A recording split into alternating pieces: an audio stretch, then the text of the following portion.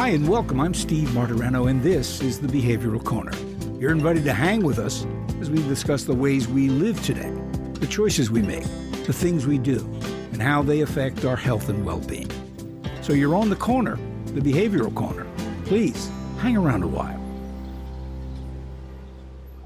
Hi, everybody. Welcome again to the Behavioral Corner. I'm your host, Steve Martirano. You find me here hanging and hoping to run into interesting people. And we're really lucky we do. Behavioral Corner is about everything that affects our behavioral health. And that's a lot of stuff. We've got an interesting one for you today. I hope you'll hang. Of course, it's produced in cooperation with our great partners, Retreat Behavioral Health.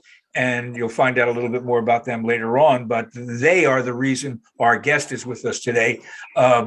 Justin Williams is a paraeducator in the Harrisburg School District, Harrisburg, Pennsylvania. He is involved as program director for a statewide lifeinpa.org program whose goal is to mentor and inspire youth in today's ever-changing arts and tech industry. We'll talk to him about the work there. And he has recently been on a webinar that Retreat Behavioral Health sponsored on the issue of breaking barriers, Black mental health. So we welcome Justin Williams to the corner. How are you, Justin? I'm great, Steve. I appreciate the opportunity. I love the chance to hear myself speak. We have that in common. On a subject that's dear to my heart. We have that in common because I sort of like the sound of my own voice as well. Anyway, honestly, I don't get too many opportunities to get public platforms to speak about something that I deal with daily.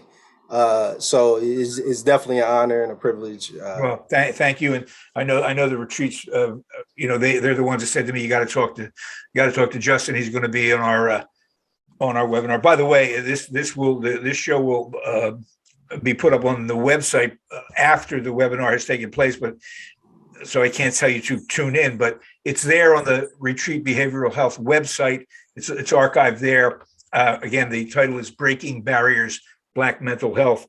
I'd urge you to go check it out because I'm sure that they'll give you a lot more information that Justin and I are going to try to touch upon here in the limited time that we have. So Justin, you've spent a better part of your career, probably your entire career, working with and helping, mentoring, inspiring children at risk, primarily from people of color communities. So I wanted to focus on those issues and the mental health crisis that we're hearing about in that community. So let's begin there. In your experience, how big a crisis is it in that community? It's the real pandemic that's going on. It's the real epidemic that's affecting the community, and alongside with the health crisis and every other thing that every other American is going through. It's sort of a isolated issue. It's kind of that even the people who are being affected by it don't exactly know how to address it or deal with it yet. So it's kind of in its infancy of getting its due diligence of this conversation and this look at it. So it's pretty big to answer your question, meaning like it's something that's never been addressed. So imagine over the centuries, of trauma that we've endured and not being able to publicly address it with empathetic and sympathetic ears and action.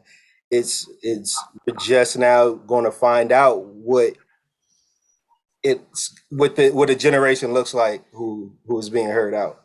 Yeah, well, it would be great to be able to see, there are many generations that already were ignored and fell through the cracks, and that's horrible. Maybe we can start to work on the next one that gets a better shot. Yeah, the pandemic was not good for anybody, but it really fell hardly upon certain communities in our country. How the kids you've been working with in your career and in your varied capacities, what age range are they? Well, as far as my career, I've done everything from preschool to high school age. So my range of dealing with kids have gone through every school age range, and some even before then, even as far as like family members and things. But it's I come from a very interesting city. I'm not sure if you ever visited Harrisburg, Pennsylvania, but it's a it's a capital city, of course, but it's Mhm. very small, less than 50,000 people. So you can imagine, and a 95% black population within the city limits. So that's a very weird dynamic when a lot of the business that goes on in that city is legislation. A lot of people come in from other cities, towns, places, do their business at capital city, and then they go back out. And then in our city, we're still plagued with a lot of the same urban environment situation with school districts. You know, I mean, I can go over the spills over and over again, but we know that it's all pretty much to scale. So Harrisburg per capita is crime wise per capita is one of the worst in the state, and let alone the country. So the murder rate, the crime rate is very high for a small city, Mhm. a major city. So it's conflicted with a lot of things where it has all the potential, all the money comes through, but it's still left unattended in the places like school districts and small business and It is striking. It's Harrisburg's not the Harrisburg's not the only place that is an island of um, white men primarily making decisions that affect the lives of everyone in their area, and absolutely. they're surrounded by people of color who have And my all. wife is from New York, so I had to explain to her coming down to this area that there's a million Harrisburgs in between here and LA. I was able to understand that. Yeah, Your your the greatest your example experience is different. the greatest example of what you just described is in the nation's capital. DC is pretty much Right. Harrisburg on steroids. Right. Absolutely. Let me ask you about the you say the age range of these kids in crisis that you've been dealing with in your career, go from the little ones up. Yeah, I remember a scene my favorite season of my favorite television show, The Wire, which was the year they dealt with the schools. I've Mhm. never seen anything as moving and as real as that those episodes were. And if you recall the storyline, one of the storylines during that year, um, a researcher from one of the universities in Maryland wants to see at what point they can provide services and intervene to save young black men's lives. And he doesn't know. He guesses, well, I think if we catch him at 15 or 16, maybe we can do something. And he's shocked when he runs into the first 15-year-old who's so damaged he's almost beyond repair. And I remember the character of Bunny Yeah. says to him, "Want to try a little younger, brother?" Right. So, in your view, I mean, I know the answer to this is as early as you can, but is there a point where if you don't intervene in some meaningful way, you're going to lose that kid? Absolutely. Okay. I'm glad you asked that too. That's good. Good aspect to the wire. A connection to Harrisburg, Pennsylvania. Uh, not Marlo, but Omar from the Wire. He's connected with Harrisburg. He's not a native, but he's a native son and is very connected well in his passing. But the Wire is a very well represented space of some of those places. That's why it's able to be talked about almost 20 odd years later. Yep. It's it's it's a very crucial point to get to catch a kid at the point of influence of where they're influenced by popular culture, by other things, where you're able as the sensible adult to be able to influence that kid. And in our experience, and when you check out our website lifeinpa.org, there's a segment where we have a STEAM camp where we shout out to my brother John Trey Williams, we worked together to build within the school district a camp uh, that build those skills of project-based learning. We built one project that was based around HBCUs. So we took the whole school and we created base knowledge about HBCUs and college awareness. And we created a whole project and a showcase. And when you go to the website, you'll be able to see more what we did. I did look at the website. It's very impressive. And thank you. And so what we did there was with middle school kids. And we found out that they were the ones that were most impressionable, but they can also do the task. They can take on the information. They can process if you give it to them at the right rate in the right place. Give them enough time and space to be creative that by the time they come out the other end, they'll be better for it.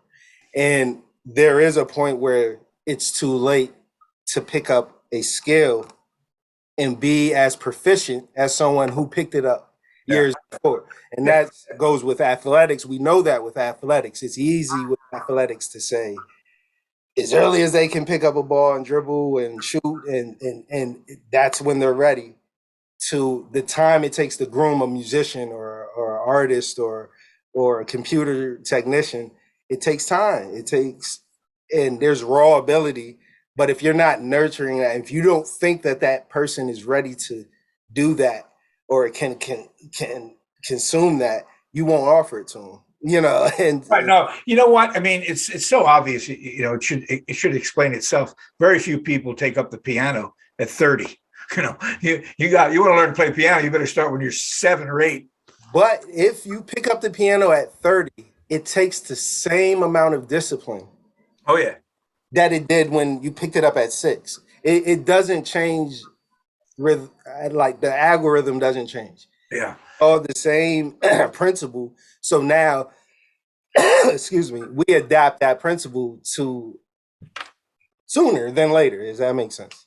Well, you know what? I mean, one of the things that I'm struck by in looking at your work with lifeinpa.org and your work with, as a paraeducator in the Harrisburg School District is your emphasis on culture and music and technology. And when I first looked at the description of these programs, it says on the website that they are STEAM based. And I went, wait a minute, I've heard of STEM, but what? So STEAM, so you add the A for the arts, right? Right. So you have science, technology, engineering, arts, and then math. So, and what's always hard to explain to a bureaucrat or a technical person is how much of that is involved in the creative process. And I have to know a lot of science. I'm a musician. I'm a drummer, but I'm also I do music production, engineering, and things like that, and I also teach. But there's so much science that I have to understand in order just to do that creatively.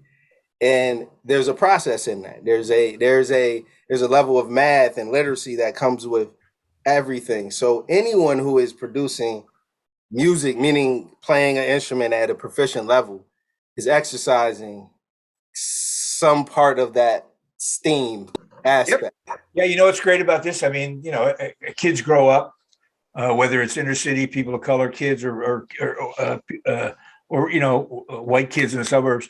And unfortunately, we often give them a very limited or very narrow view of what's possible. Oh man, you could play baseball, or maybe you could be a singer.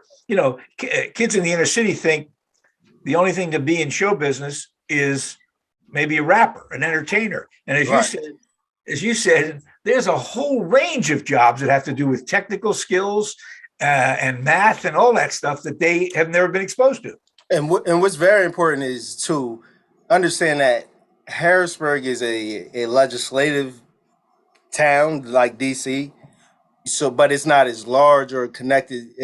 So you're not able to have the facets of industry that come out of there. So now everyone else who is outside of LA, New York, now Atlanta, Houston, different places like that, they have to learn how to reproduce that without an industry inside their city. And now that we have the internet and technology, it's easier, but it's it's a different process. So now we have kids who have it, we have to teach them skills in order to get into certain industries because that industry doesn't exist here, and apprenticeships and those type of things won't exist. So again, it's so you have to bake that into your education system, bake that into to your small businesses and things, because there are great create. I love my city. Like my city is so creative, and I feel like because of its surroundings. Yeah, yeah. No, it's not. It's obvious. It's a case of the city being in the proverbially in the Right. middle of nowhere, Correct. in the middle of nowhere. But there's so many kids that you described in Harrisburg, in other places, Philadelphia, Chicago, Los Angeles, where they're surrounded by all of this and still are cut off from it because nobody ever said you can do this. We'll show you how you can do this, right? So it may be a small city, but it's a big idea, and it's applicable all over the place. I think the main word that I keep in my conversations, no matter who I'm speaking with, is making sure that we keep the conversation on access. Like, what is the access, or what is and how is the access being created? Because again, Philadelphia has this, and there is a wide avenue of access, but they also bake that into their school system. There are a whole high school dedicated. Like, there are things that these cities are. Again, we're going to have youth that fall through the crack, meaning like we have to figure out the displacement. It's not about entertainment. It's not about just the arts or the science of those things. There are trades and laborers that we need to figure out how to support, and this is all industry related. So again, with Harrisburg, what they're building and working on is a film commission. And once you have a film commission in the city, and it comes back, that right there creates union jobs of people in the area who have skills, who have backgrounds, and now have small business that support it. It's a microcosm of small things that kind of need to be in place for it to be sustainable. Yeah. And if those things aren't being thought about on the grassroots level, a lot of times what's going on in Philly or LA or New York or anywhere else is just because they have access to it. Yes, yeah, sure. We're talking to Justin Williams. He's an educator in the Harrisburg School District and as a program director of this wonderful nonprofit, lifeinpa.org. You should check out their website. It's very exciting. See what they're doing there. And, I want to move on to some of the mental health issues that, while you may not specifically have to deal with. Well, I do actually. I'm in. Good. Then you can talk to us, firsthand knowledge of some of the things he sees. But before we get to the mental health piece, I do, since we've been talking about art and culture, and now we're past the Super Bowl. The Super Bowl had a halftime show that's in some ways was supposed to be earth-shaking and groundbreaking. Right. The NFL suddenly discovered hip hop, 30 years later, and so it was a hip hop show. It was a utterly people of color centric. Oh, I shouldn't say that because hip hop is so mainstream, it's ridiculous. But what I mean. It was a bit. What did you think of the show? Is what I'm trying to say. Right, and just a small like perspective, just and maybe and this is all not a rebuttal to what you're saying, but a perspective of this is that when access is created.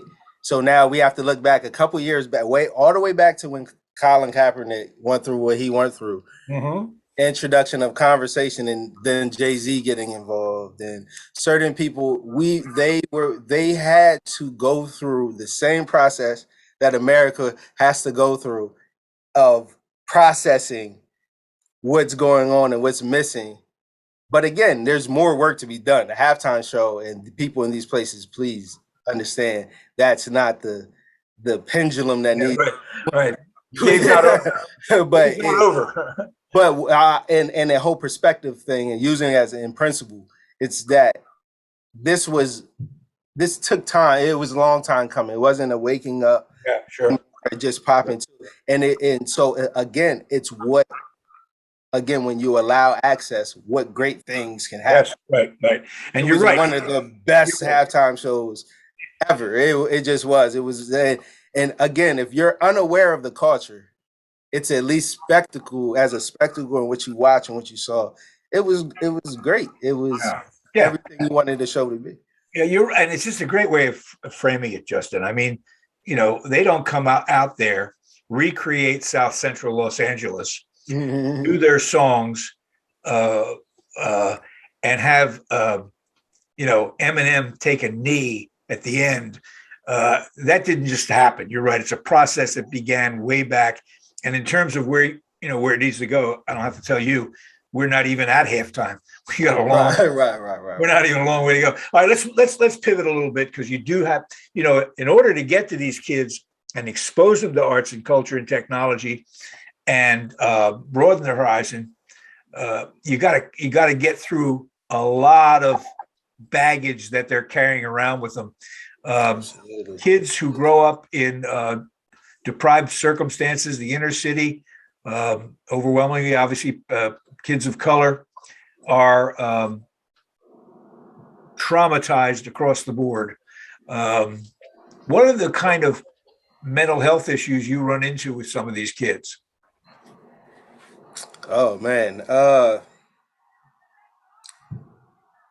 Well, before I got into the school district, I was working in independent childcare. So I was part of a center that worked through all ages. Started off as a care professional and then moved up to a director inside that facility. But it starts, it can start as early as 4 or 5 years old, when you're able to connect memories and emotions at the same time. So it's hard to say, but when a parent is suffering from mental illness or something, these are generational things that are being passed on unattended. So you see a, a grown woman giving her 5-year-old kid the cold shoulder to pick up their sibling. They're walking in the same room and they're both, a 5-year-old and a grown person, giving each other the cold shoulder. We're not speaking. Yeah, and there's a lot of other mental things that are going on with the adult, and then the kid goes on, and as that kid grew, that stuck. No matter what, and the trauma kept going on. Things were unaddressed. So again, it's hard to sit here and say what one individual or what as a community a person is going through. But if left unattended, or even as the family doesn't see the problem or support the scenario or the situation, it continues and it goes on Yeah. for another generation. So it kind of, we have to get to the point where it's okay, like to say that something's not wrong, right, or it needs. Well, let me ask you about that, because there are a couple of things that are, obviously barriers to people getting help. First of all, they have to be aware that Right, there's a awareness problem, is that what something's kids. wrong, and Right. then do you often see a kind of hesitancy, or a stigma saying, "Well, I'm going to talk to somebody because I'm unhappy"? What, are you kidding me? Everything's bad, right? You have to overcome that, right? Well, yeah, I think as a community, we coping has started a long time ago in different ways, and we found ways to vent and but the thing is, the things and the places and how we vent and cope aren't reliable resources to give you something back. When we go to the barbershop, or we go to church, or certain things may not be the isolated space for your individual trauma or whatever you're going through. If that makes sense. No, it does. I mean, yeah, it does. So again, we use a lot of general anesthesia for a lot of our things that we go through. Food, music, entertainment, these things to express ourselves and feel, but we're still not addressing, the elephant. I know. So you know what? It's not confined, although it's probably worse in the inner city or in the inner city communities. But it's an old school notion that you suck it up, man up, Mm. or laugh it off, or something, instead of going, oh, you made that image about the 5-year-old and the mom not being able to relate. You're right. That's going to become the way they're going to have trouble with relationships the rest of their lives. Correct. And trust. Those trust is a very big thing when you're talking about healing from anything. So now I have to trust that when I speak to this person, that there's a lot of trust involved. And so when you break that trust through family or friends or things like that, it becomes harder. And when no one listens to you, it's easier to go, well, I'd rather not speak about it since no one's going to listen. Because a lot of us are taught, and it's supported, that don't go crying that way because no one's listening. No one's listening, right? So you Yeah. need to make sure that you're able to take care, and that is now, as we go generation to generation, our entitlement, which we are entitled to, our entitlement is what's conflicting with our perception of what's going on. It's like, why are we still experiencing these things in this way? And Yeah, but that's a good, as tragic as that circumstance is, it does represent a tiny move forward, because there was a time when in those communities, people just thought this is the way it is, right? yeah, I Nobody mean, but rightfully so. It was the right. way it was the way it was. Yeah. It was rightfully so. No one was over exaggerating or undermining. Like it was a, and I don't even want to use the word complacency, but it was after certain events and certain things happened, it was kind of set in stone that, Yeah. It was a resignation. This is the way it right, is. this Yeah. is, so this is the game that we're playing. Yeah. Right. Exactly. Something Um, else, and now I we're don't over think here. I don't think enough people understand when we say, folks like you who are experts in it, and others who've seen, sort of think about it, that children growing up, no matter what color they are, but children growing up in extreme poverty, surrounded by drugs and violence, whether any of that whether they're directly involved in any of that, they're still traumatized. I mean, you must know young people who have, this is terrible, have seen more dead bodies in real life than most of the rest of us. Yeah, I mean, definitely a reality. I was as young as 12 to lose a friend to gun violence, and probably by the time I was 13, 14, seeing someone get shot. So and I am not, I am not an anomaly. Does that make Yeah, sense? you're not unusual. It's just like, yeah, it's one of those type of things that the problem that comes with, or the trauma that comes with, is desensitized from Right. situations. So now it's kind of breaking that cycle that goes, because again, I know for a fact that I've been to enough funerals. I know enough kids. I've seen enough kids hurt. I know the pain is there and the desire not to feel that way. But when you're left with, again, I use the word access, but also when you feel lack of options, there's no other option. I have no other choice Yeah. in the matter. When you're left with that at a young age, it really limits the things that can happen. It's almost, and so these systemic things are just sitting right here at the edge of, and ready to be knocked over at any point in Yeah. time. The real tragedy of that, it occurs to me, I wonder how you feel, is not so much that kids are going to experience violence as you did, see people shot, lose friends, and become violent themselves, although some do. The worst event, the worst occurrence is what you just said. They start to think this is the way it is. This is normal. This is my life, when it's not normal. And they have to and completely preventable, like 100% right, exactly. preventable. Yeah. And it's one of those things that I have to first and be clear. My parents were doing their best to set up a house that their kids didn't have to go through any of those things. It's just when you're in such a small, confined place and limited options and things like that.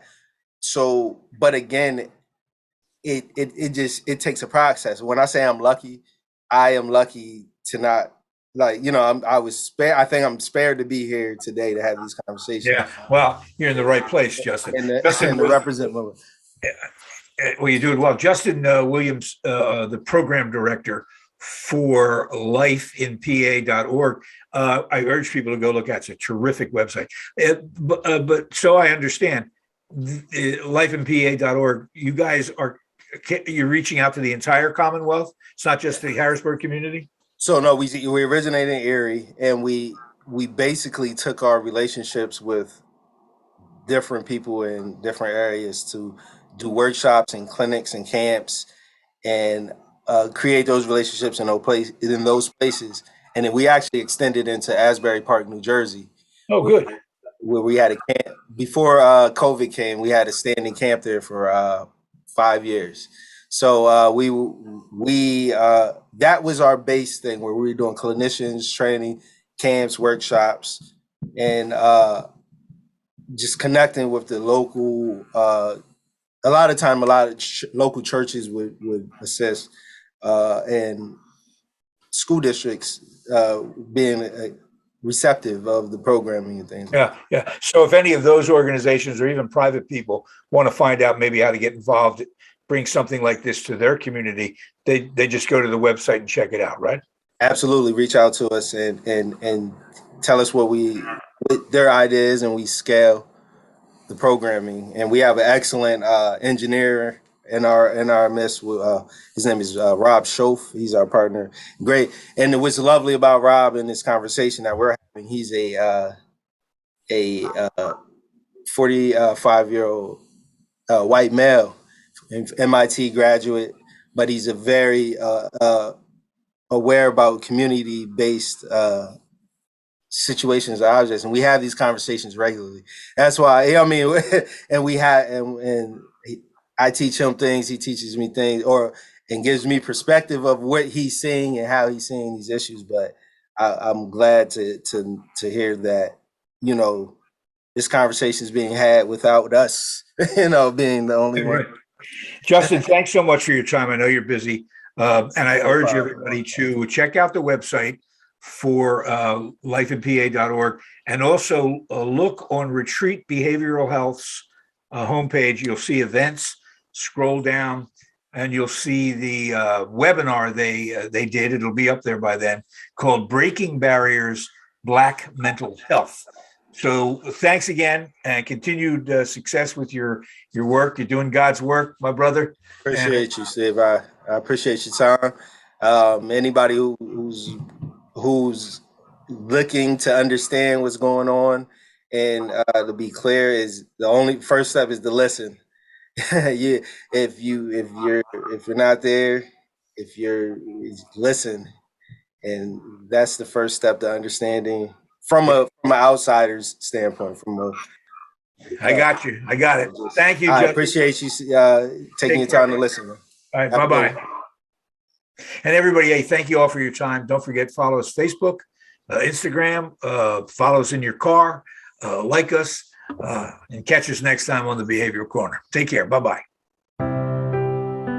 Retreat Behavioral Health has proudly been serving the community for over 10 years. Here at Retreat, we believe in the power of connection and quality care. We offer comprehensive, holistic, and compassionate treatment from industry-leading experts. Call 855-802-6600 or visit us at www.retreatbehavioralhealth.com to begin your journey today.